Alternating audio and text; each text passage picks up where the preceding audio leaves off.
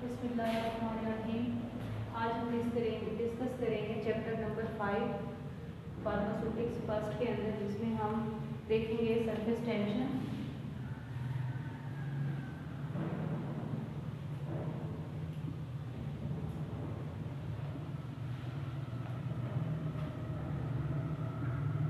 Viscosity बारी बारी सबको देखेंगे।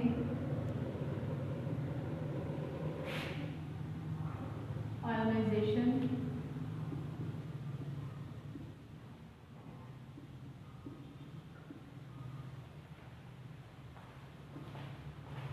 बफर,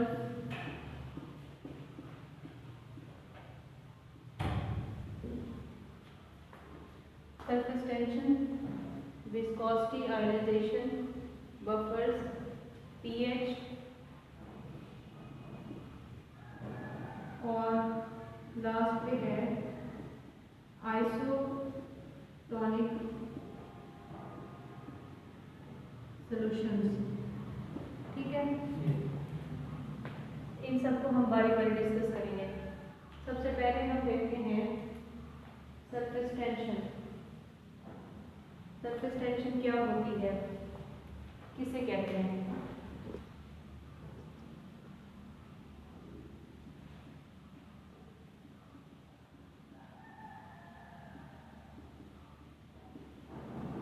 इसकी अगर हम डेफिनेशन की बात करते हैं, इसको हम लोग किस तरह डिफाइन करते हैं? How we define the surface tension? ये होती है force per unit area, force per unit area on the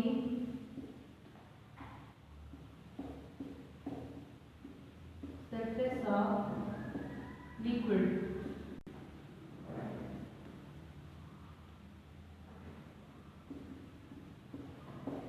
That is called surface tension. ठीक है, उसके बाद इसका यूनिट क्या होता है सरफेस टेंशन का? इसका यूनिट होता है न्यूटन पर मीटर स्क्वायर, न्यूटन पर मीटर स्क्वायर। अब हम इसको ना एक्सप्लेन करते हैं कि ये force per unit area on the surface of liquid, इसको हम कैसे एक्सप्लेन करते हैं। फॉर एग्जाम्पल, ये हमारे पास एक लिक्विड है, उसके अंदर ये मॉलिक्यूल है, ठीक है।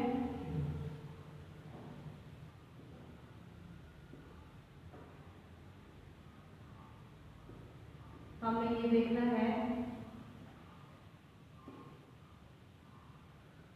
कि ये जो हमने बात की है,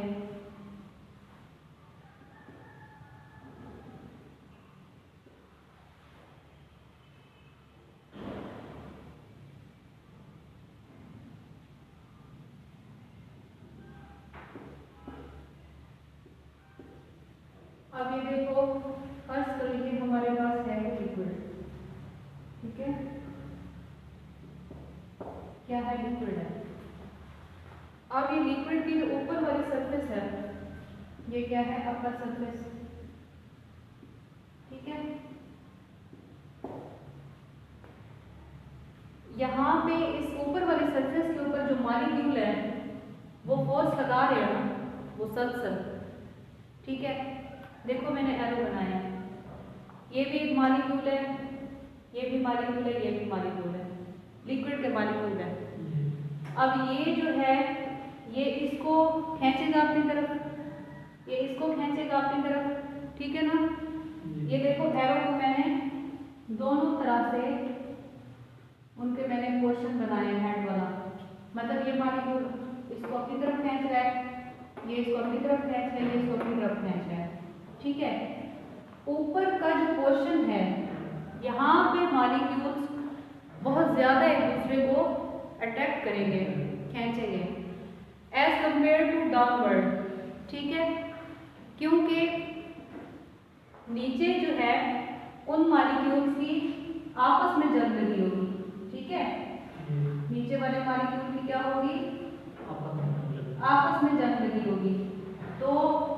नीचे वाले आपस में लगे हुए हैं और ऊपर वाले जो है वो आपस में भी लगे हुए हैं और वो नीचे वालों को भी खींचने में लगे हुए हैं। ठीक है, तो इस तरह करते करते यहाँ पे क्या हो जाती है, एक फोर्स डिवेलप हो जाती है। क्या हो जाती है? फोर्स डिवेलप हो जाती है। अब मैंने क्या कहा है, ये क्या है, ये लिक्विड की सरफेस है। क्या है? लिक्विड की सरफेस है। अब ये जो फोर्स पैदा हुई है ये कहाँ पे डेवलप हुई है? लिक्विड की सरफेस पे हुई है ना पैदा। तो मैंने ये डेफिनेशन में क्या लिखा है, force per unit area on the surface of liquid. ठीक है ना, मतलब ये जो एरिया था ये इस एरिया की क्या थी, मेजरमेंट पर यूनिट एरिया, पर यूनिट एरिया। ये एक यूनिट कंसीडर करो, यहाँ से यहाँ तक, यहाँ से यहाँ तक। ठीक है, तो इस फोर्स को हम लोग क्या कहेंगे, सरफेस टेंशन। ठीक है, उसके बाद कुछ फैक्टर्स हैं जो इसको इफेक्ट करते हैं सरफेस टेंशन को, जिनमें हमारे पास है इंटरमॉलिक्यूलर फोर्सेस, हाइड्रोजन बॉन्डिंग और टेम्परेचर। फैक्टर्स कौन कौन से हैं? कुछ फैक्टर्स हैं, हाँ, इंटर मॉलिक्यूलर फोर्सेस, उसके बाद है हाइड्रोजन बॉन्डिंग और टेम्परेचर। ठीक है, IMF मीन इंटरमॉलिक्यूलर फोर्सेस। ठीक है, और हाइड्रोजन बॉन्डिंग और टेम्परेचर। आप देखो इसमें आपने ये ऊपर वाली बात तो क्लियर हो गई है ना, समझ आ गई? चलो अच्छी बात है। इंटरमॉलिक्यूलर जो फोर्सेस हैं इसके जो हमारे पास सरफेस टेंशन जो होती है इसका डायरेक्ट रिलेशन है सरफेस टेंशन के साथ। भला कैसे? अगर सरफेस टेंशन कम होगी तो ये भी कम होगी। ठीक है, दो चीजें होती हैं, एक होता है डायरेक्ट रिलेशन, ठीक है, और दूसरा क्या होता है, इनडायरेक्ट। ठीक है, अब डायरेक्ट रिलेशन में तो ये बात होती है ना कि मैंने आपको कोई बात डायरेक्ट कह दी, ठीक है, और इनडायरेक्ट में क्या होती है कि मैंने आपको वो बात डायरेक्ट नहीं की, किसी के थ्रू कहवाई है। ठीक है, अब इंटरमॉलिक्यूलर फोर्सेस जो हैं वो सरफेस टेंशन के डायरेक्टली प्रोपोर्शनल है। अगर इंटरमॉलिक्यूलर फोर्सेस कम होगी तो सरफेस टेंशन कम होगी, अगर ये बढ़ेगी तो सरफेस टेंशन बढ़ेगी। ठीक है, और हाइड्रोजन बॉन्डिंग का भी डायरेक्ट रिलेशन है सरफेस टेंशन के साथ। समझ आ गई मेरी बात? ST mean surface tension. ठीक है, और टेम्परेचर जो है ये इनवर्सली प्रोपोर्शनल है सरफेस टेंशन के। ठीक है, इनवर्सली है, मतलब डायरेक्ट रिलेशन नहीं है। टेम्परेचर बढ़ेगा तो ये कम होंगी, अगर ये बढ़ेगी तो टेम्परेचर कम होगा। समझ आई ना मेरी बात? इनवर्स का मतलब है कि डायरेक्ट कांटेक्ट उसका नहीं है, एक चीज अगर बढ़ेगी तो दूसरी कम होगी। जहाँ भी इनवर्स का आप वर्ड यूज होता देखोगे वहाँ पे हमेशा ये बात आएगी दिमाग में कि अगर एक चीज कम हो रही है तो दूसरी बढ़ रही है। ठीक है, ये समझ आ गई? यहाँ तक समझ आ गया कि सरफेस टेंशन होती क्या है। ठीक है, अच्छा, उसके बाद ये इंटरमॉलिक्यूलर फोर्सेस क्या होती हैं? ये ऐसी फोर्सेस होती हैं जो किसी भी लिक्विड के अंदर मौजूद होती हैं। देखो नाम बता रहा है ना, इंटरमॉलिक्यूलर फोर्सेस। इंटर किसी भी लिक्विड के अंदर इन्होंने मौजूद होना है। ठीक है, मैं ज़्यादा डिटेल में नहीं जाऊँगी क्योंकि फिर आप लोग कंफ्यूज हो जाओगे। ठीक है, to the point, relevant to your book.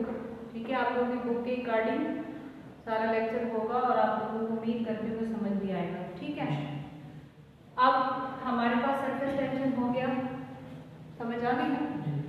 उसके बाद हम देखते हैं विस्कोसिटी क्या चीज होती है।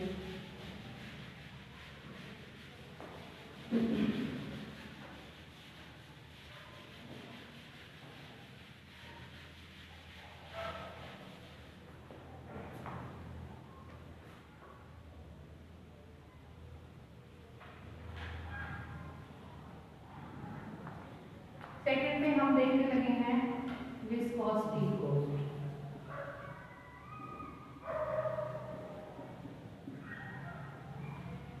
अब हम देखो विस्कोसिटी को डिफाइन कैसे करते हैं।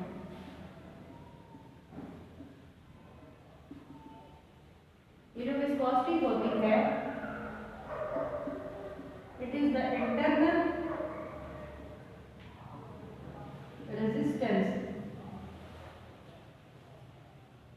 resistance of any fluid या liquid। ठीक है, that is called शाबाश।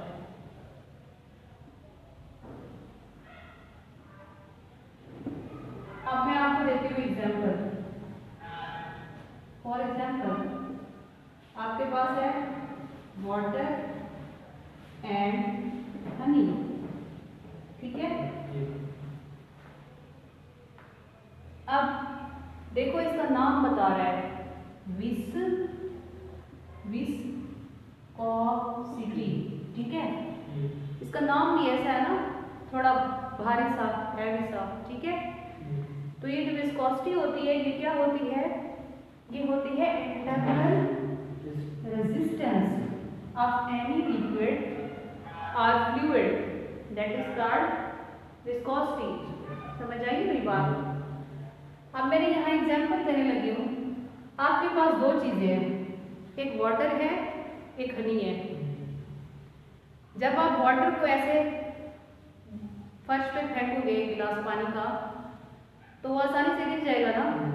जब आप उसी शहद को फेंकते हो, वो आसानी से गिरेगा या नहीं गिरेगा? नहीं गिरेगा। क्यों नहीं गिरेगा? क्योंकि वो बहुत विस्कस है। ठीक है, गाढ़ा।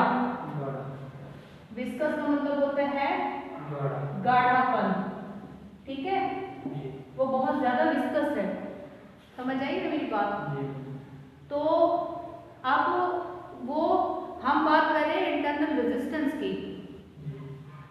जो हमारे पास हनी है, इसके अंदर इंटरनल रेजिस्टेंस जो है वो ज्यादा है, इसके अंदर नहीं है। क्यों नहीं है? क्योंकि ये विस्कस है। ये क्या है? विस्कस। और ये क्या है? इसकी कोई विस्कोसिटी नहीं है, नो विस्कस। ठीक है ना, समझ आई ना मेरी बात? दूसरी सिंपल जबान इस तरह समझो कि अगर एक नॉर्मल फर्श है, कोई कीचड़ नहीं है, कोई पानी नहीं है, बंदा चलता जा रहा है, तो वो चलता जा रहा है, आराम से जाएगा। अगर आप कीचड़ में फंस जाते हो, ठीक है, तो आपका पाँव वहां पे फंस जाएगा ना। तो वो जो मिट्टी है, वो तो कीचड़ है ना, उसके अंदर एक रेजिस्टेंस है, वो आपको आगे नहीं जाने देगी। समझ आई है? तो ये विस्कोसिटी की बात क्लियर हो गई। किसी भी लिक्विड की जो इंटरनल रेजिस्टेंस होती है, मतलब उसकी अंदरूनी मज़ाहमत होती है। रेजिस्टेंस क्या होती है? रेजिस्टेंस क्या होती है? मज़ाहमत। ठीक है, मतलब काम करने में रुकावट। ठीक है, उसके बाद हम इसको मैयर कैसे करते हैं? विस्कोसिटी को मैयर करने के लिए हमारे पास एक इंस्ट्रूमेंट है जिसको हम लोग कहते हैं विस्कोमीटर। ठीक है, क्या कहते हैं? इसको हम यूज करते हैं टू मैयर द विस्कोसिटी। ठीक है,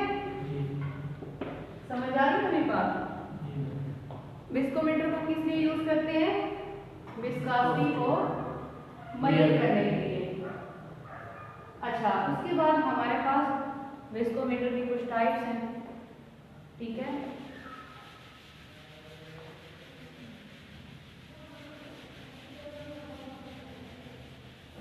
types of viscometer, types of viscometer, ठीक है। Ostwald, OSD, Ostwald viscometer,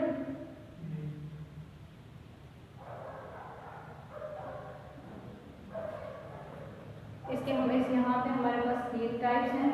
rotational viscometer,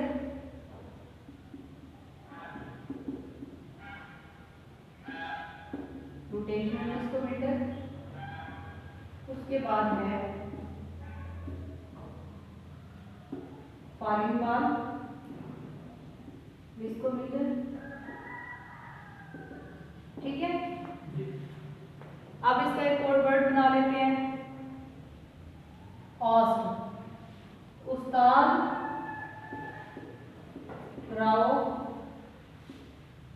fail हुआ, ठीक है। उस्ताद से क्या आ गया, ऑस्ट वर्ड, समझ आ रही बात। राव से आया रोटेशनल, समझ आइए बच्चों। फेल हुआ फॉलिंग, ठीक है, आसान है ना। उस्ताद राव फेल हुआ, ये हमारे पास क्या है, टाइप्स हैं, ठीक है। उसके बाद इसके हम लोग कुछ फैक्टर्स देखते हैं। फैक्टर्स कौन कौन से हैं विस्कोमीटर के,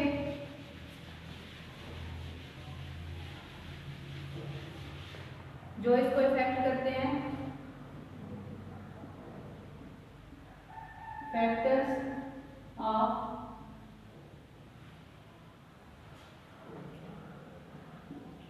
इसमें हमारे पास है temperature, size of molecule, molecular shape, temperature,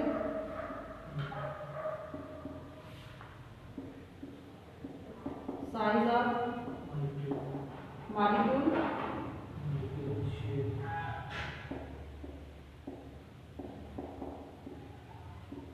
molecular shape, ठीक है। और भी इसके फैक्टर्स हैं, एडिसिव फोर्स और कोहेसिव फोर्स, और कौन से हैं, एडिसिव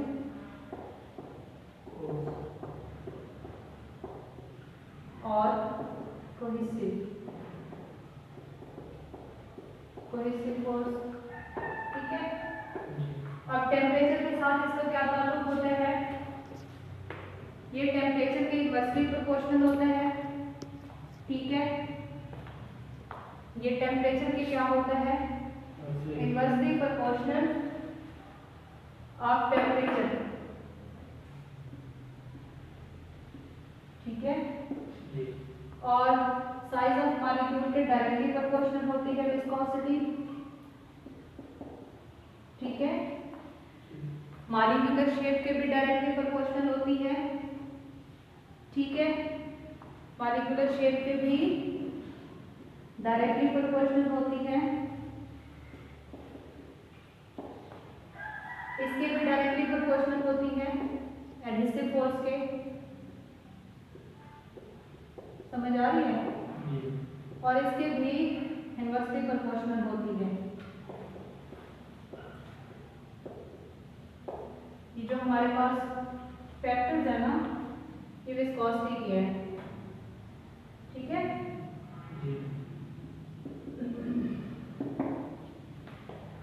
टेम्परेचर की क्या हो गई, इनवर्सली प्रोपोर्शनल, ठीक है। साइज क्या हो गई, डायरेक्टली, मॉलिक्यूलर शेप के डायरेक्टली, एडहेसिव फोर्स के डायरेक्टली, ठीक है। कोहेसिव फोर्स के इन्वर्सली। आपने इस तरह याद करना है कि ये जो फैक्टर्स हम पढ़ रहे हैं इनमें दो चीजें हैं, एक टेम्परेचर और दूसरा कोहेसिव फोर्स। इनके जो विस्कोसिटी है ये क्या है, इनवर्सली प्रोपोर्शनल है। ठीक है, क्या है, इनवर्सली प्रोपोर्शनल है। मतलब टेम्परेचर बढ़ेगा तो विस्कोसिटी कम होगी, कोहेसिव फोर्स बढ़ेगी तो विस्कोसिटी कम होगी। अगर विस्कोसिटी ज्यादा होगी तो कोहेसिव फोर्सेस शाबाश कम होंगी। ठीक है, बाकी जितना भी है, साइज है, मॉलिक्यूलर शेप है, एडिसिव फोर्सेस हैं, उनके ये क्या है, वो भी बढ़ेगी, उनके ये डायरेक्टली प्रोपोर्शनल हैं। ठीक है, उसके बाद हम इसकी कुछ एप्लीकेशंस देखते हैं। जो विस्कोसिटी है उसकी एप्लीकेशंस कौन सी हैं, मतलब एप्लीकेशन से मुराद होता है कि हम इनको इस्तेमाल कहाँ कहाँ पे करते हैं, यूज। ठीक है, एप्लीकेशन का मतलब क्या होता है, यूजेस। हम इनको सिरप का क्वालिटी कंट्रोल टेस्ट करने के लिए,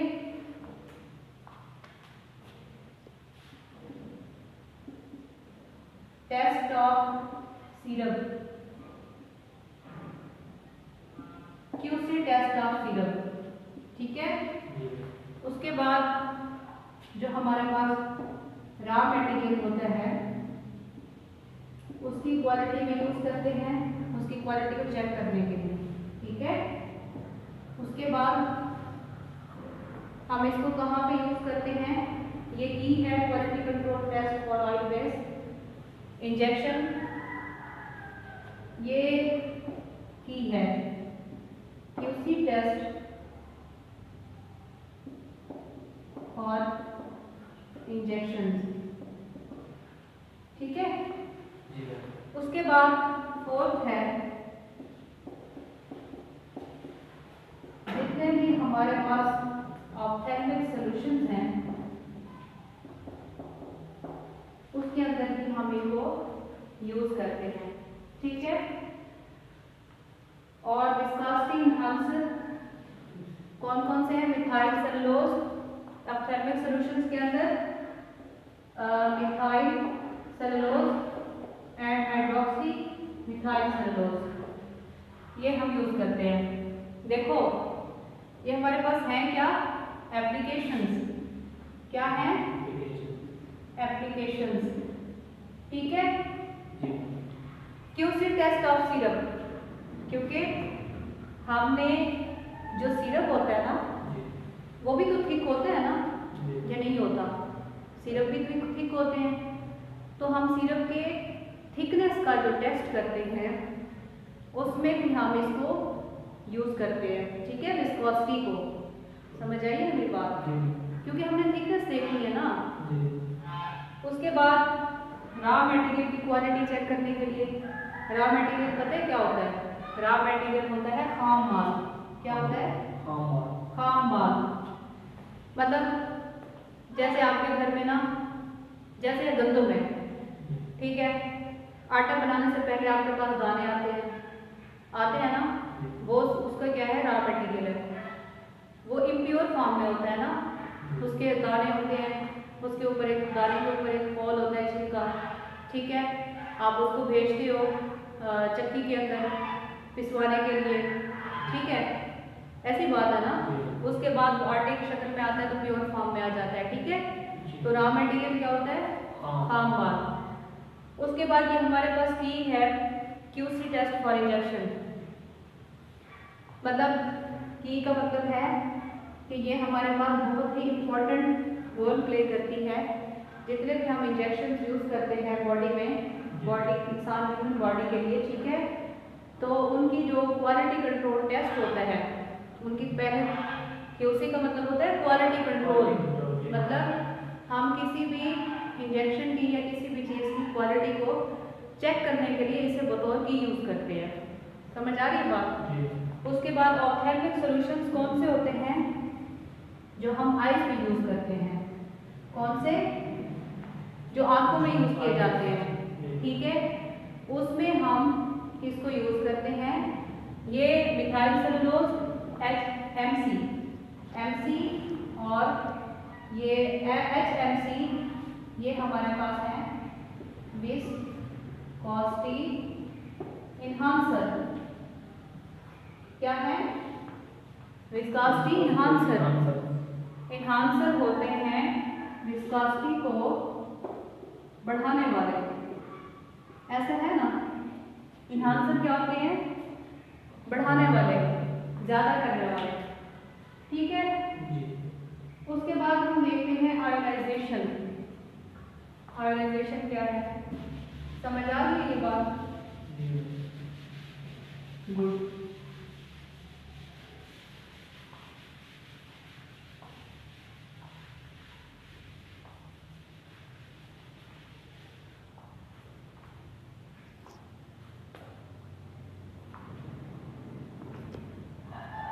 आयोनाइजेशन हमारे पास है, आयोनाइजेशन,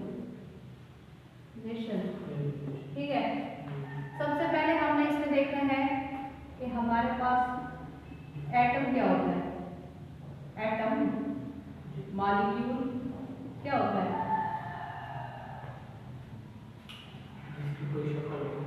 जी? ऐसा जो अनडिवाइजेबल हो, ठीक है। एटम क्या होता है? अनडिवाइजेबल। ये ग्रीक वर्ड से निकला है। एटम जो है ये डिराइव हुआ है कहाँ से? यूनानी अल्फाज से, ठीक है, जिसका मतलब क्या होता है?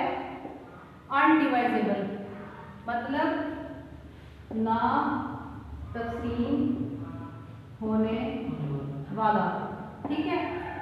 उसको आप क्या कहते हो? एटम। एटम, ठीक है। उसके बाद हम देखते हैं इसमें एक सेंट्रल न्यूक्लियस होता है, ठीक है। क्या होता है? ये एक न्यूक्लियस है जो कि सेंटर में है। उसके बाद इसमें क्या होते हैं? प्रोटॉन होते हैं, ठीक है। क्या होते हैं? प्रोटॉन और न्यूट्रॉन। यहाँ पे देखो प्रोटॉन और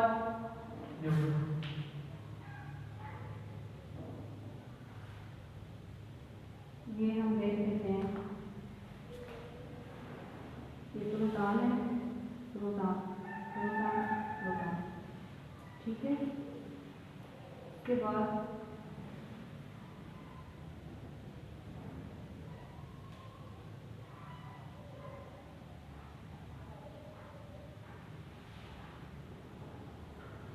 ये हमारे पास क्या है? न्यूट्रॉन। सेंटर में क्या है? न्यूक्लियस, ठीक है। सेंटर में न्यूक्लियस है, ये प्रोटॉन है और ये न्यूट्रॉन है, ठीक है। जो प्रोटॉन है, अच्छा, आउटसाइड में क्या होते हैं? बाहर में इलेक्ट्रॉन। बाहर में क्या होते हैं? इलेक्ट्रॉन। अब जो न्यूट्रॉन है ना, इस पे कोई चार्ज नहीं होता। ये क्या होता है? न्यूट्रल, मतलब नो चार्ज, ठीक है। इसके ऊपर कोई भी चार्ज नहीं होता। प्रोटॉन पे क्या, कौन सा चार्ज होता है? प्रोटॉन पे होता है पॉजिटिव चार्ज, ठीक है। पॉजिटिव चार्ज किस पे होता है भला? पी पे, मतलब प्रोटॉन पे, ठीक है। जो न्यूट्रॉन होता है उसके ऊपर क्या होता है? नो चार्ज, ठीक है। और इलेक्ट्रॉन पे कौन सा चार्ज होता है? नेगेटिव, ठीक है। इलेक्ट्रॉन पे नेगेटिव चार्ज होता है, ठीक है। ये हमारे पास एक हिस्ट्री आ गई है एटम की, ठीक है। उसके बाद आयन क्या होता है? अगर हम देखें आयन को, आयन क्या होता है? आयन जो होता है any charge particle, any charge particle, कोई भी चार्ज पार्टिकल जो होता है उसको हम क्या कहते हैं? आयन। फॉर एग्जाम्पल उसके ऊपर पॉजिटिव भी हो सकता है एंड नेगेटिव भी हो सकता है। समझ आ रही है बात? आयन क्या होता है? कोई भी charge particle, for example positive negative, उसको हम कहते हैं आयन। ठीक है। एटम ऐसा जो अनडिवाइजेबल है, ठीक है, जिसकी कोई तकसीम नहीं होती। ठीक है, ये वाली सारी बात समझ आ रही है? इलेक्ट्रॉन पे नेगेटिव चार्ज, प्रोटॉन पे positive charge, electron outside of the shell from the nucleus, nucleus के बाहर वाले शेल में होते हैं प्रोटॉन और न्यूट्रॉन, अंदर वाले शेल में होते हैं। ठीक है, समझ आइए? उसके बाद हम देखते हैं कि कैटाइन और एनाइन क्या होता है। कैटाइन, कैटाइन होता है मतलब पॉजिटिव चार्ज। ठीक है, ये कब आएगा? जब कोई एटम अपना इलेक्ट्रॉन क्या कर देगा? लूज कर देगा। ठीक है, समझ आ रही है बात? ठीक है। और एनाइन क्या होता है? एनाइन क्या होता है? हाँ, नेगेटिव। जब कोई एटम अपना इलेक्ट्रॉन क्या करेगा? गेन करेगा। ठीक है, तब क्या होगा? नेगेटिव चार्ज आ जाएगा। समझ आ गई बात? कैटाइन, देखो कैटाइन इस तरह याद कर लो, कैटाइन, कैट आइन, यहां से थोड़ी सी आवाज आ रही है ना पॉजिटिव की, कैट, कैटाइन मतलब पॉजिटिव। ठीक है, जब भी अपना इलेक्ट्रॉन क्या कर देगा? लूज कर देगा। एनाइन मतलब नेगेटिव चार्ज, जब कब आएगा? जब वो इलेक्ट्रॉन गेन करेगा। ठीक है, उसके बाद हम देखते हैं ionization energy.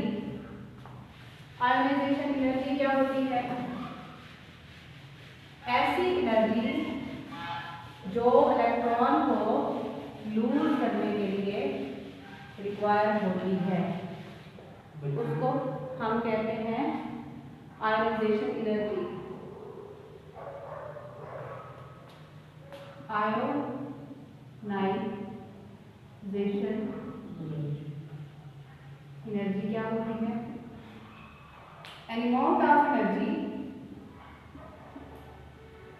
amount of energy which require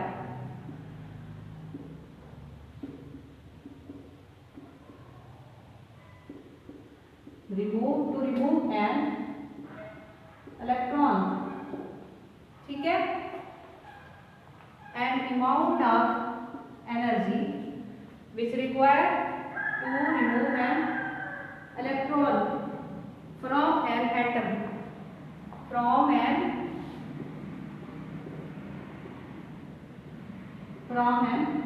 atom। ठीक है, कोई भी ऐसी एनर्जी जो किसी भी एटम में से इलेक्ट्रॉन को रिमूव करने के लिए चाहिए होती है। देखो, जब हम किसी से कोई चीज खींचते हैं तो हम उसको फोर्स लगा के खींचते हैं ना, तो वही बात यहाँ पे बताई जा रही है कि ऐसी एनर्जी की अमाउंट जो किसी एटम में से इलेक्ट्रॉन को भगाने के लिए जरूरत होती है, उसको हम क्या कहते हैं? क्या कहते हैं? Ionization energy. अब आयोनाइजेशन एनर्जी की हम एप्लीकेशन की बात करते हैं कि ये कहाँ पे इनको यूज किया जाता है, इसकी एप्लीकेशन क्या है।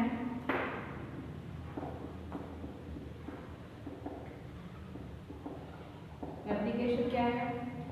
इसको हम लोग देखते हैं इमेजिंग टेक्निक में। ठीक है, इमेजिंग टेक्निक के अंदर, उसके बाद म्यूटेशन के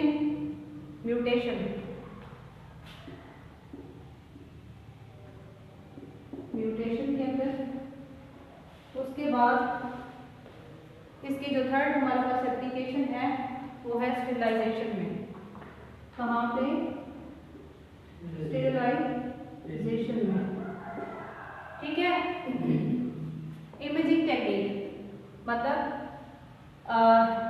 जब भी इंसान की बॉडी के किसी भी पार्ट का इमेज लेने के लिए फोटो, ठीक है, जब कहीं किसी भी पार्ट में कोई डिजीज हो जाती है, फॉर एग्जाम्पल ब्रेन के अंदर ट्यूमर है, ठीक है, तो उसको हम क्लैरिफाई करने के लिए, उस ट्यूमर को हम देखने के लिए हम जो प्रोसेस यूज़ करेंगे वो हमारे पास क्या होगा, आयोनाइजेशन एनर्जी का। ठीक है। तो इमेजिंग टेक्निक समझ आ गई। मतलब कोई भी तस्वीर लेने के लिए, ठीक है, इंसान की बॉडी का कोई पार्ट बीमार है तो उसकी पिक्चर लेने के लिए हम क्या यूज़ करेंगे, ionization energy in imaging technique. उसके बाद म्यूटेशन। म्यूटेशन कहते हैं चेंज। क्या कहते हैं? चेंज मतलब तब्दीली। ठीक है। उसके बाद स्टेरिलाइजेशन होती है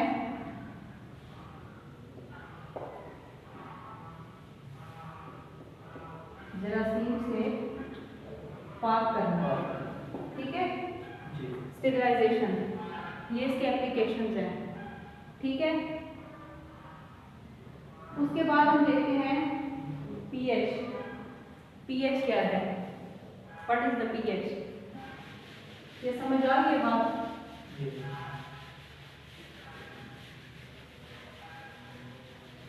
व्हाट इज पीएच? पीएच क्या है?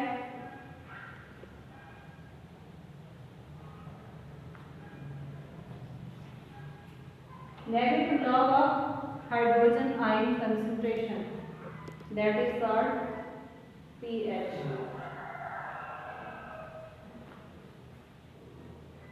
pH क्या चीज है हमारे पास?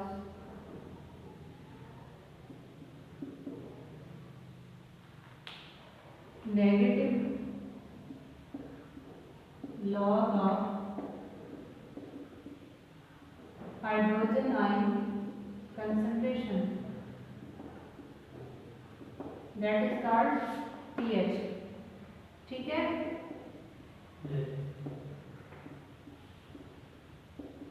इसको हम लोग क्या कहते हैं?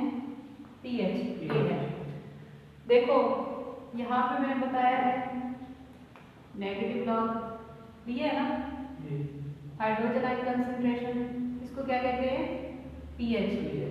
समझ आ रही है बात? जी। pH जो है किसी भी हम कंपाउंड की जो है उसकी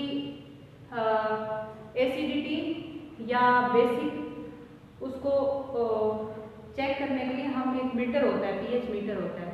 ठीक है। वो इस तरह से होता है 1 2 3 4 5 6 7 8 9 10 11 12 13। ठीक है। 14। अब यहाँ पे जो है 7 के ऊपर जो pH होती है वो होती है न्यूट्रल। ठीक है। समझ आइए? अगर हम इस तरफ आए तो ये pH क्या होगी? अगर हम 7 से इस तरफ आएंगे तो pH क्या होगी?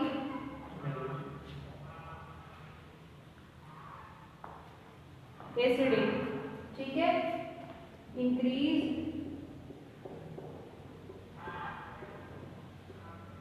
एसिडिटी। ठीक है। अगर हम 7 से दूसरी तरफ जाएंगे तो ये होगी इंक्रीज एसिडिटी। 7 से जो है दूसरी तरफ क्या होगी? 7 से दूसरी तरफ है इंक्रीज बेसिसिटी। यहाँ पे एसिडिटी बढ़ेगी और यहाँ पे क्या होगी? इंक्रीज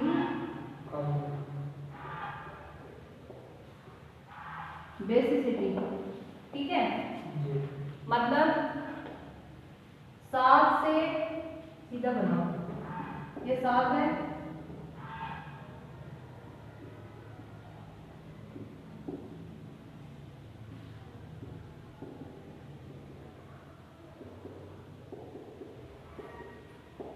देखो यहाँ इस तरफ आएंगे तो ये एसिडिटी बढ़ेगी, इस तरफ जाएंगे तो क्या होगा, बेसिसिटी बढ़ेगी। ठीक है, साथ में क्या होगी, पीएच न्यूट्रल। समझ आ रही है बात? ठीक है ना, तो ये पीएच का स्केल है।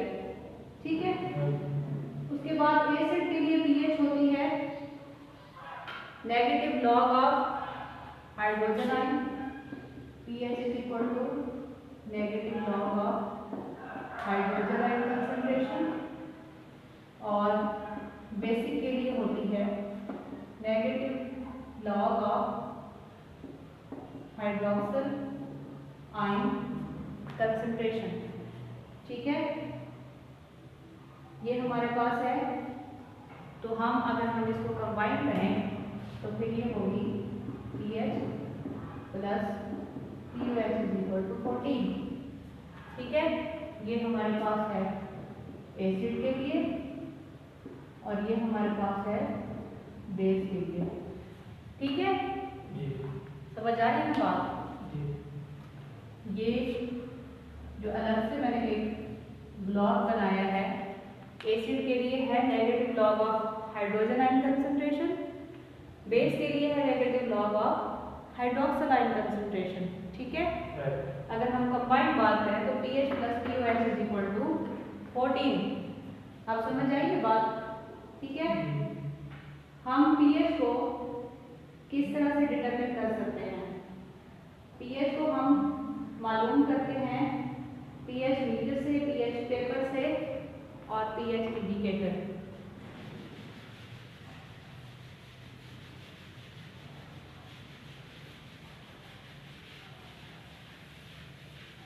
पीएच मीटर, पीएच पेपर और pH indicator.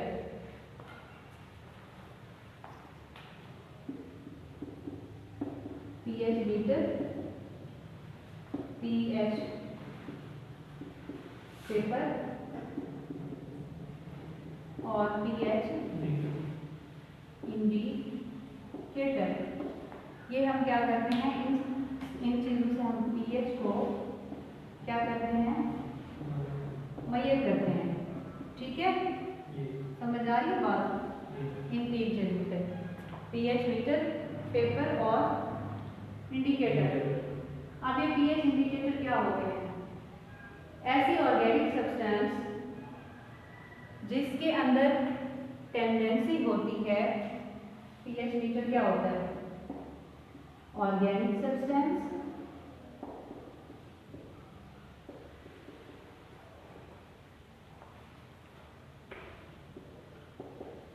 which have tendency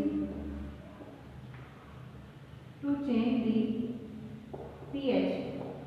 ठीक है, pH मीटर क्या होता है? ऐसी ऑर्गेनिक सब्सटेंस जिसके अंदर एबिलिटी होती है कि वो pH को क्या करे, चेंज कर दे।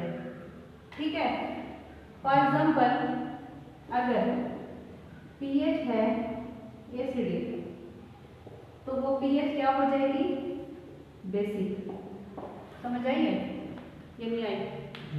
देखो, कोई भी ऑर्गेनिक चीज, कोई भी केमिकल, फॉर एग्जाम्पल हम ले लेते हैं HCl को। ठीक है, HCl क्या है? ऑर्गेनिक सब्सटेंस है, केमिकल है ना। अगर इसकी पीएच पहले भी हमारे पास 8, ठीक है, पहले क्या थी 8, तो बाद में इसकी पीएच क्या हो गई, फॉर एग्जाम्पल 14। ठीक है, 8 से क्या हो गई, 14 तक चली गई। तो ये हमारे पास एक ऑर्गेनिक सब्सटेंस है ना। ठीक है, और इसके अंदर इतनी टेंडेंसी का मतलब होता है एहलियत। क्या मतलब होता है? एहलियत, कैपेसिटी। क्या मतलब होता है? एहलियत, एबिलिटी। ठीक है, ये पीएच को क्या कर देती है, चेंज कर देती है। उसके बाद है पीएच के types. Acid base indicator, redox और प्रिसिपिटेशन। पीएच के टाइप्स की अगर हम बात करें तो 3 है। पीएच की कितने टाइप्स हैं? 3। शाबाश।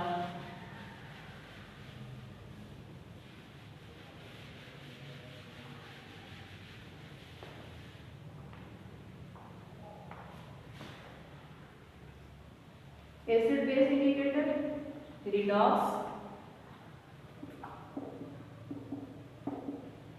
एसिड बेस इंडिकेटर, उसके बाद है रिडॉक्स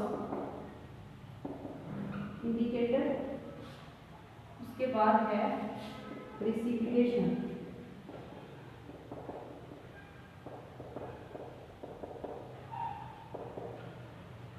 प्रिसिपिटेशन इंडिकेटर, ठीक है। ये हमारे पास क्या है? पीएच की क्या है? टाइप्स, ठीक है। टाइप्स ऑफ पीएच कितनी है? 3, ठीक है। एसिड बेस में क्या आता है? Change the colour as we change the pH of the solution.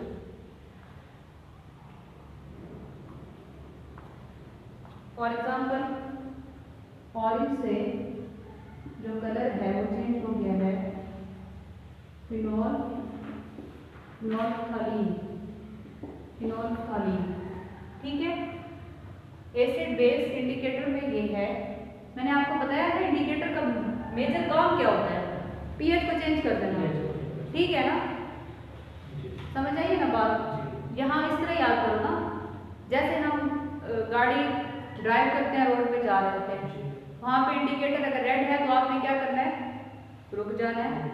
अगर ग्रीन है तो फिर क्या करना है? चल पड़ना है। तो वो इंडिकेटर है ना, आपको आपकी डायरेक्शन को वो चेंज कर रहा है। रेड आएगा तो स्टॉप हो जाओगे, ग्रीन आएगा तो आप लोग चलना स्टार्ट हो जाओगे, ठीक है। तो एसिड बेस में इसकी पीएच चेंज हो जाएगी। ऑरेंज से फिनोल्फ्थालीन, ठीक है। फिनोल लाइट मतलब reddish brown, reddish brown type colour आ जाएगा, ठीक है। समझ आई बात। उसके बाद रिडॉक्स इंडिकेटर है। रिडॉक्स में भी कलर कंपाउंड चेंज कर देता है। रिडॉक्स, इसमें कंपाउंड का कलर चेंज होता है ड्यूरिंग ऑक्सीडेशन एंड रिडक्शन, ठीक है। For example KMnO4। ऑक्सीडेशन का मतलब क्या है? Gain of oxygen. ऑक्सीडेशन क्या है? ऑक्सीडेशन क्या चीज होती है? ऑक्सीजन को गेन कर लेना, ठीक है। रिडक्शन क्या होती है?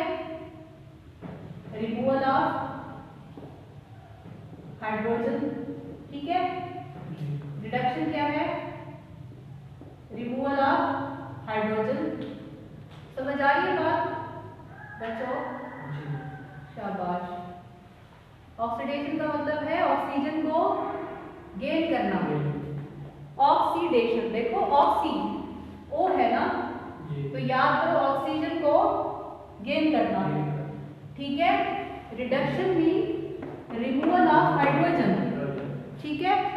तो रिडॉक्स इंडिकेटर में ऑक्सीडेशन और रिडक्शन में उसका जो कलर है वो चेंज हो जाता है। एग्जाम्पल है KMnO4, के पोटेशियम क्रोमेट। KMnO4 एक केमिकल है, इसका कलर चेंज हो जाएगा, ठीक है, जो भी होगा। समझ आइए बात। अब रिडॉक्स क्यों कहते हैं?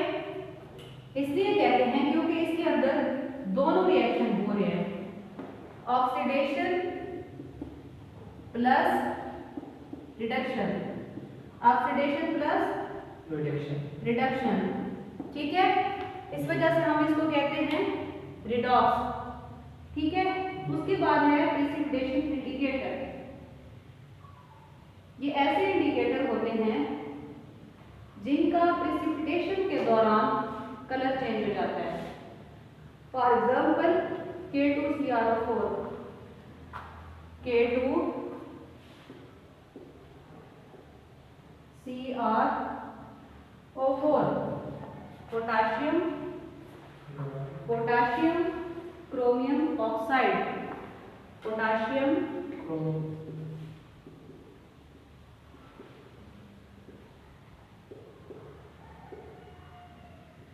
Chromium oxide. अब इसमें देखो बात है प्रेसिपिटेशन की। क्या बात है? प्रेसिपिटेशन की। ये प्रेसिपिटेशन किसको कहते हैं? प्रेसिपिटेशन कहते हैं रसूख को। ठीक है, मतलब जब भी हम केमिकल डालते जाएंगे तो हमारे पास देखो आपने डाल दिया HCl भी डाला, KMnO4 भी डाला, H2SO4 भी डाला, ठीक है। उसके बाद आपने लेट्स सपोज H2SO4 भी डाला। जब आप इतने सारे केमिकल डालते जाओगे तो एक स्टेज ऐसी आती है जिसके अंदर कोई और केमिकल डिसॉल्व नहीं होगा, तो वो आपका एक रसूख बन जाता है। ठीक है, बिल्कुल डालते जाओगे तो वो क्या बन जाएगा? रसूख बन जाएगा। तो उसमें कलर चेंज हो जाएगा, potassium chromium oxide. For example potassium chromium oxide का कलर भी चेंज हो जाएगा। ठीक है, उसके बाद हमारे पास पीएच मीटर है। इसमें हम लोग पीएच मेजर करते हैं लिक्विड या फिर सेमी लिक्विड की। ठीक है, पीएच मीटर के अंदर पीएच इंडिकेटर हमने पढ़ लिया। ठीक है,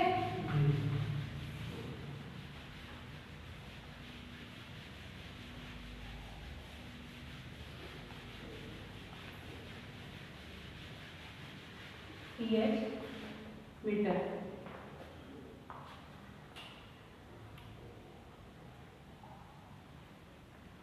पीएच मीटर क्या होता है? ऐसा electronic instrument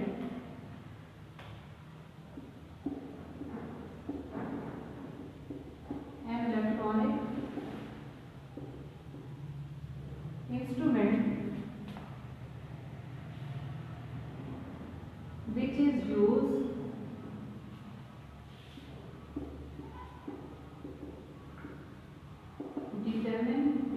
to determine the pH of liquid and semi liquid। ठीक है, इसको हम लोग क्या कहते हैं? PH metre. ठीक है, उसके बाद अगर हम इसकी एप्लीकेशन की बात करें, sorry pH of liquid and semi solid, यहाँ पे सॉलिड है। अगर हम इसकी एप्लीकेशन की बात करें,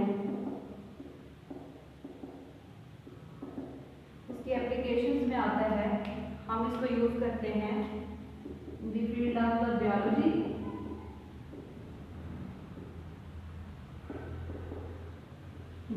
एंड फूड के अंदर। उसके बाद एंजाइम के अंदर। ब्लड की पीएच होती है 7.3 से 7.4। ठीक है, बायोलॉजी एंड फूड, एंजाइम 7.3 से 7.4 ब्लड की पीएच है। ये बहुत इंपॉर्टेंट है, याद रखनी है। ब्लड की पीएच कितनी है? 3 से 7.4। ठीक है, समझ आ गई? और ना समझ? उसके बाद है बफर। बफर क्या होता है?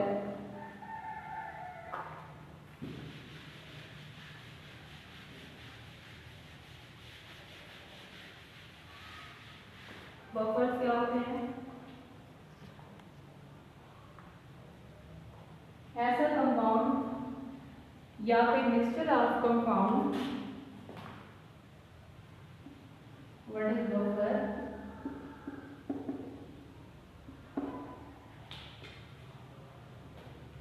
A compound are mixture of compound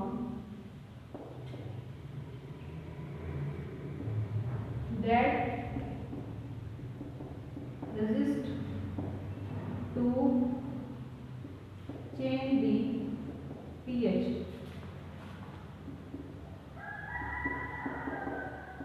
That is called buffer. ठीक है, बफर क्या होता है? ऐसा कंपाउंड या फिर मिक्सचर ऑफ कंपाउंड जो रेजिस्ट करता है। रेजिस्ट का मतलब क्या बताया था? मुज़ाहमत। जो क्या करता है? मुज़ाहमत करता है पीएच के चेंज होने में, उसको हम क्या कहते हैं? बफर।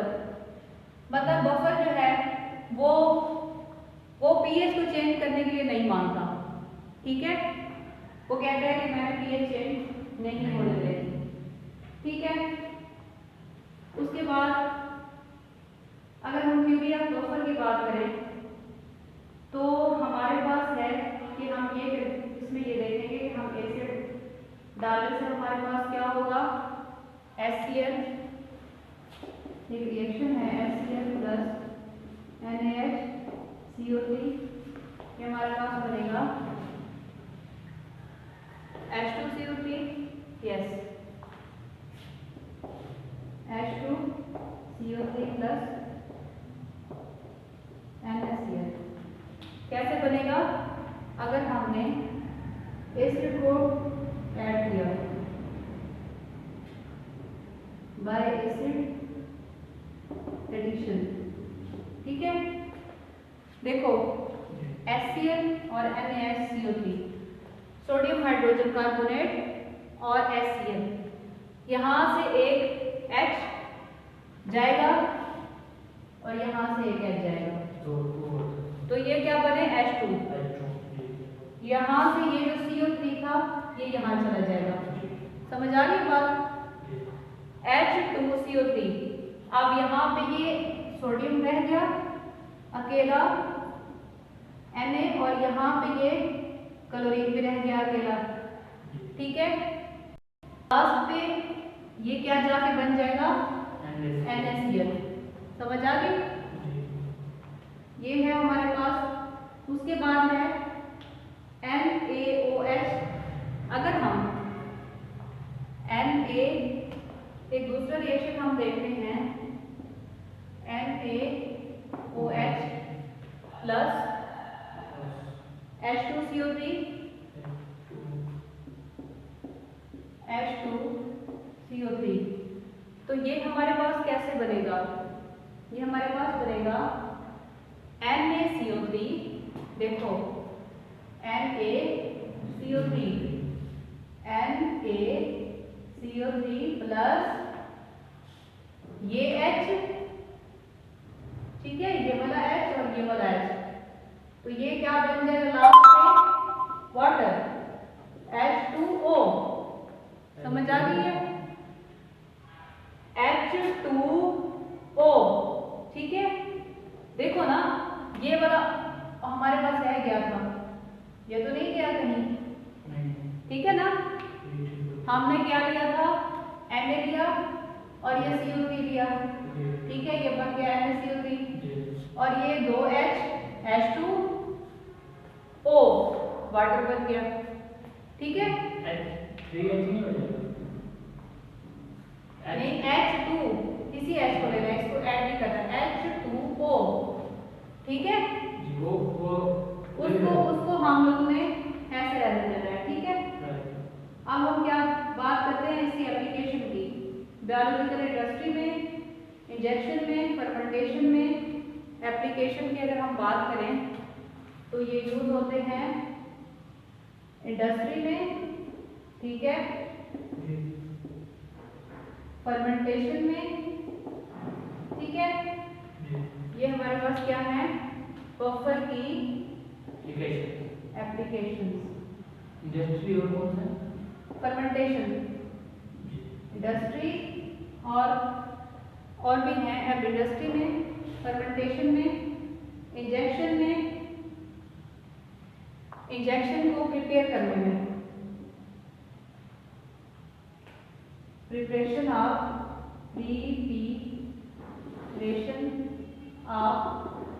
इंजेक्शन, ठीक है। और उसके बाद है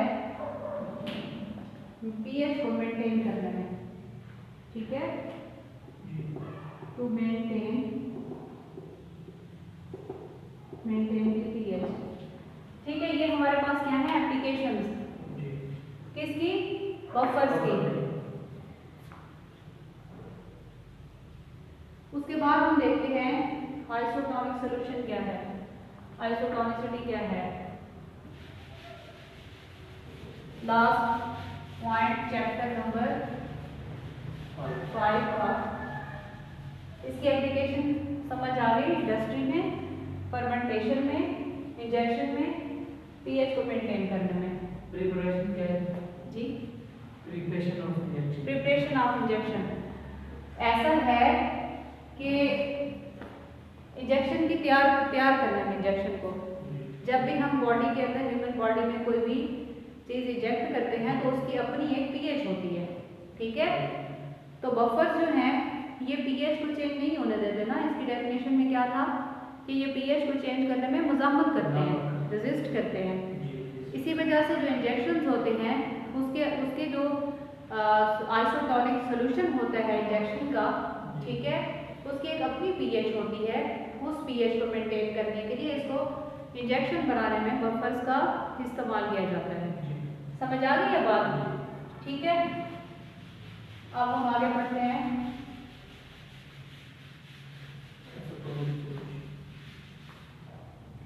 आइसोटोनिक सॉल्यूशन क्या होता है।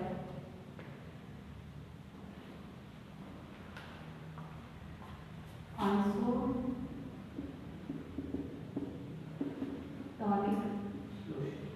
सॉल्यूशन ऐसा सॉल्यूशन जिसकी जो पीएच होती है वो बॉडी के साथ मैच करती है, ठीक है। आइसो मीन सेम, ठीक है। Any solution whose pH match to your body, ठीक है, उसको आप लोग क्या कहते हो, आइसोटोनिक सॉल्यूशन, ठीक है। अब इससे पहले जो है एक चीज आपकी बुक में दी गई है कि ये ऑस्मोटिक प्रेशर क्या होता है। ऑस्मोटिक प्रेशर क्या होता है। फॉर एग्जांपल आपके पास कोई भी सेमी परमिएबल मेम्ब्रेन है। यहाँ पे एक मेम्ब्रेन है, ये मेम्ब्रेन है, ठीक है।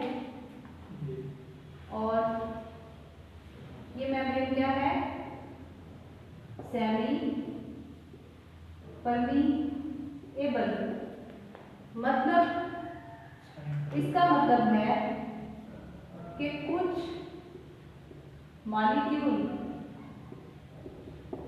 गुजरने देगी और